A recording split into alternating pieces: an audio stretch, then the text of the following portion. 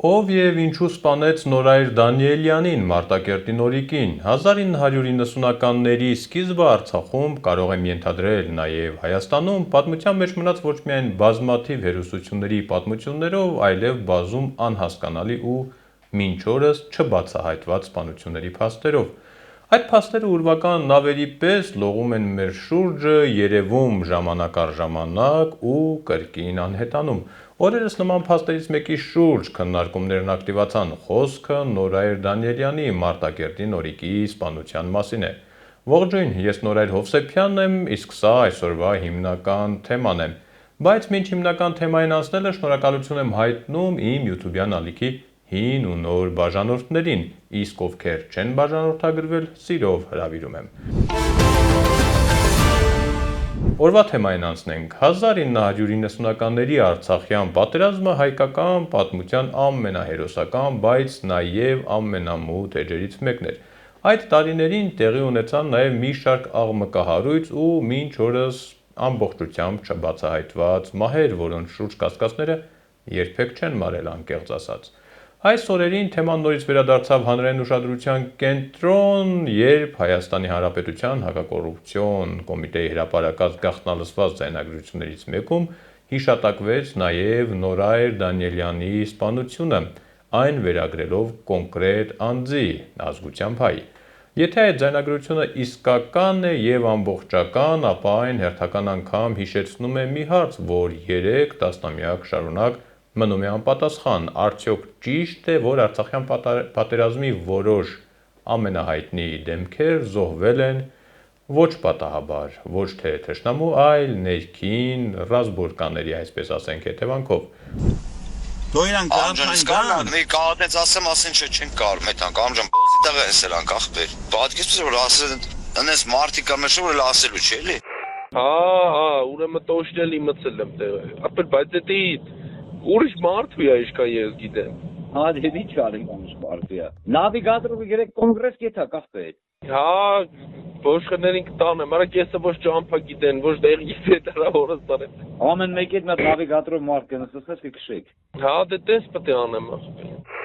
Կարեն 50,000 փողին փոխանցի։ Ինչ համար է կան Ախպեր զանգել են գոզում են։ Հարասա այդ դեբիլն է, մյուս անգամ հետո հերախոսով այդքան փողի անունը գիտակ, որ ինչ արա ասա, մենց տղայք ցեզեսին կայնած են կտե արա, հորս արա։ Ախպեր մեկը բենզին։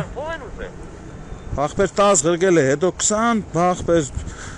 բանը, բենզինովա մի ավտոն, ես ինչ բան, ման մի հատ 20 էլ որ գրգես, նա գրգել եմ, դու իմացել է պրոստո։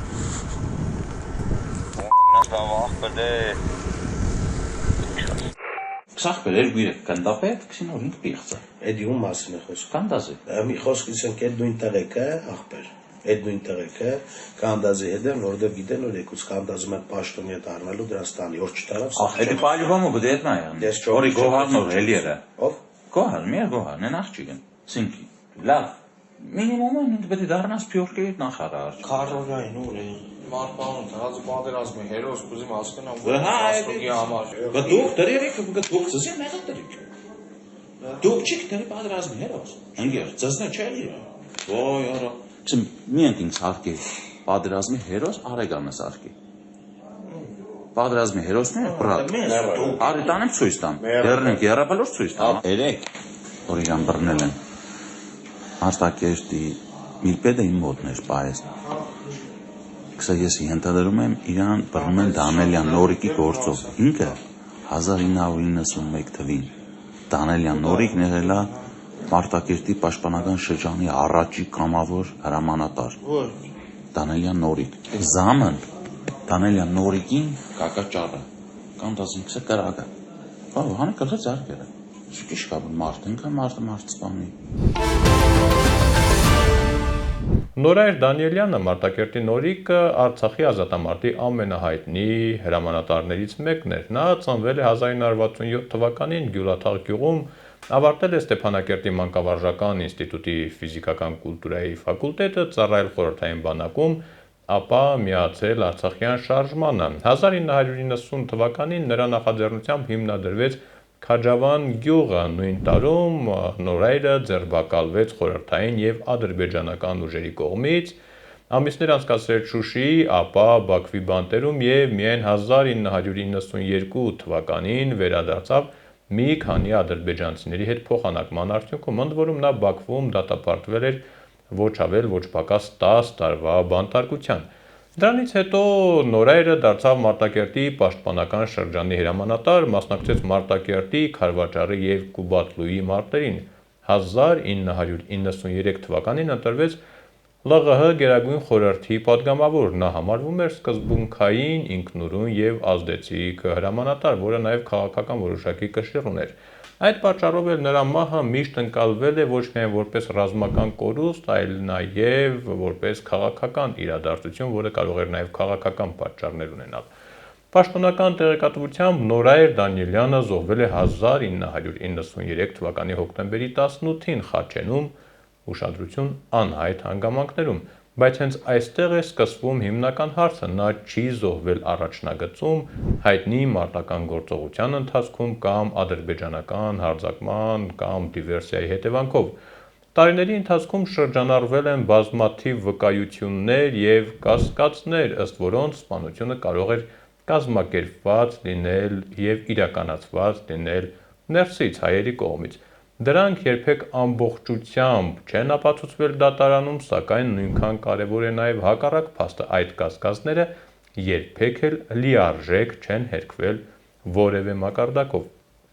Նորայր Դանիելյանի դեպքը մեկուսացված պատմություն չէ, 1992 թվականին կասկածելի պայմաններում մահացավ Արցախի Գերագույն խորհրդի առաջին նախագահ Արթուր Մկրտչյանը։ Պաշտոնական վարկածը ինքնասպանությունն է, սակայն մինչ այսօր այդ բացատրությունը շատերի համար, այսպես ասենք, այնքան էլ համոզիչ չի թվում։ 1993 թվականին զոհվեց նաև հայտնի հրամանատարներից Մոնթե Մելքոնյանը, թերևս սա ամենամեծ կորուստներից մեկն էր, թեև նրա մահը պաշտոնապես ներկայացվեց որպես մարտական գործողությունների հետևանք, բայց տարբեր տարիներին հնչել են նաև այլ վարկածներ, այդ թվում նաև հայերի ձեռքով սպանվելու տարբերակը։ Սակայն այստեղ կարևոր է խուսափել չապացուցված մեղադրանքները փաստ ներկայացնելու գայթակղությունից, որքան էլ այդ վարկածները հետաքրքիր ու գրավիչ լինեն, ամեն դեպքում, եթե չկան ծանրակշիռ եւ հիմնավոր ապացույցներ, ապա դրանք ընդամենը մնում են վարկածներ, որոնք դրանից ավելին ներկայացնելը այնքան էլ ճիշտ չի լինի։ Այս պահին գոյություն չունի դատարանի ուժի մեջ մտած վճիռ կամ պաշտոնական քննություն, որը կասի, որ Նորայր Դանիելյանը սպանվել է քաղաքական պատվերով, բայց նույնքան փաստ է նաև, որ 3 տասնամյակ հանրությունը դեռ չի ստացել համոզիչ պատասխաններ այդ թեմայով։ Իսկ երբ պետությունը երկար ժամանակ չի բացահայտում նման հնչեղ գործերը, բնականաբար առաջանում են քաղաքական շարժառիթների մասին հիմնավոր կասկածներ։ Առավել ուշագրավ է մեկ այլ հանգամանք, 1990-ականներից ի վեր Հայաստանում իշխանությունը մի քանի անգամ արմատապես փոխվել է։ Փոխվել են նախագահներ, ուժային համակարգի ղեկավարներ, քաղաքական ամբողջ էլիտաներ, բայց Նորայր Դանիելյանի եւ այդ շրջանի մյուս աղմկահայրույց մահերի նկատմամբ մոտեցումը գրեթե չի փոխվել։ Տպավորություն է ստեղծվում, որ անկախ իշխանությունից տվյալ ժամանակահատվածի գոյություն ունի մի անտեսանելի սահման, որից այն կողմ այս թեմաները չեն բացվում ամբողջությամբ։ Եվ այստեղ առաջանում է ամենաանհարմար հարցը, արդյոք Նորայր Դանիելյանի սպանության թեման այսօր նորից կհայտնվեր հանրային օրակարգում, եթե ձայնագրություններում հիշատակված մարդիկ չհայտնվեին ընդդիմադիր դաշտում։ Այսինքն արդյոք նման գործերի ակտիվացումը հաճախ կախված է ոչ թե արդարադատության պահանջից, այլ քաղաքական նպատակահարմարությունից։